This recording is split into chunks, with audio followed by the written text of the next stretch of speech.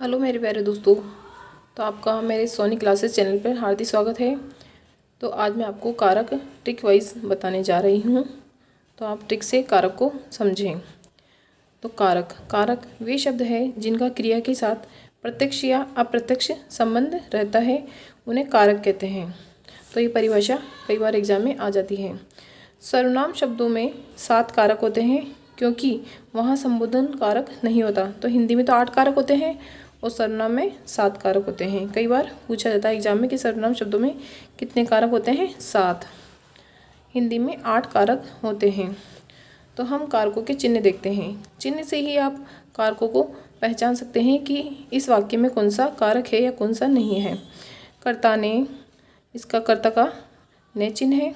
कर्म को कारण से या द्वारा, संप्रदान के लिए, मतलब जिसमें के लिए आ जाए जिस वाक्य में, वो संप्रदान कारक होगा। अपादान है, अपादान से, अलग होने के अर्थ में। अपादान कारक वहाँ होता है जहाँ अलग होता है कोई, जैसे पेड़ से पत्ता गिरता है तो पेड़ से पत्ता अलग हो रहा है। ऐसे ही संबंध कारक है, उसका चिन्ह का, के, की, रा, रे, री। अधिकरण कारक है, उसका है मैं, पर। संबोधन है, हो, अरे। ये इसके चिन्ह हैं, तो इससे आप पहचान जाओगे कि इसमें कौन सा कारक है। तो हम कर्ता कारक देखते हैं। कर्ता कारक कार्य को करने वाला कर्ता कारक कहलाता है। तो कर्ता कारक कौन होता है? जो कार्य को कर रहा है। जैसे राम पढ़ता है तो इसमें कारक कौन होगा? राम। इसी तरीके से निधि जाती है तो इसमें कारक कौन है? कर्ता है निधि। कर्ता कारक हो गई। राम और निधि इसमें कर्ता है, क्योंकि ये दोनों ही, इसके अगर राम और निधि को हम हटा देते हैं तो इसमें कुछ नहीं रह जाता, इनके बिना कुछ नहीं, तो ये ही कर्ता धर्ता इसमें है। ऐसे ही कर्म कारक को देखते हैं हम। कर्ता जिसे सर्वाधिक चाहता है, जैसे राम पत्र पढ़ रहा है तो इसमें पत्र कर्म कारक हो गया। हम आगे देखते हैं। अब हम करण कारक देखते हैं।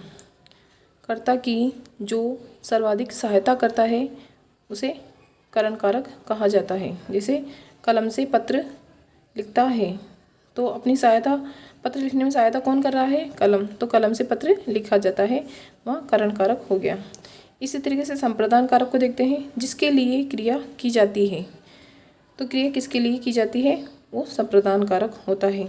जैसे बालक दूध के लिए रोता है, तो बालक कौन सी क्रिया कर रहा है? रोने की। तो किस लिए रो रहा है? दूध के लिए। तो इसमें संप्रदान कारक होगा। अपादान कारक आ गया। जैसे अपादान कारक कहाँ होता है? आपको मैंने चिन्ह बता दिए हैं, जहाँ से अलग होता है, वस्तु अलग होती है या कोई व्यक्ति वस्तु अलग होने के अर्थ में। जहाँ से कोई वस्तु अलग होती है वहाँ अपादान कारक होता है। जैसे हम जयपुर से जोधपुर जाएंगे तो हम जयपुर से अलग हो रहे हैं जोधपुर जाने के लिए, ठीक है, तो यहाँ अपादान कारक होगा। ऐसे ही पेड़ से पत्ता गिरता है तो पेड़ से पत्ता अलग हो रहा है। हम संबंध कारक को देखते हैं। छठा कारक है अपना आपसी संबंध बताने के लिए। तो राम श्याम के पिता हैं, तो इसमें आपसी संबंध बताया जा रहा है कि राम श्याम के पिता है। इसी तरह से यह राकेश का घर है, तो इसमें भी संबंध बताया जा रहा है कि यह राकेश का घर है। किसका घर है? राकेश का। संबंध है इसमें। इसी तरह से हम 7वां कारक देखते हैं, अधिकरण। किसी वस्तु के बैठने, रहने एवं ठहरने के आधार को कहते हैं अधिकरण कारक। जैसे पेड़ पर पक्षी बैठे हैं, तो पक्षी कहाँ बैठे हैं? पेड़ पर, तो अधिकरण आ गया। अधिकरण का चिन्ह है मैं, पर, ये। तो पेड़ पर पक्षी बैठे हैं तो इसका ये चिन्ह है पर।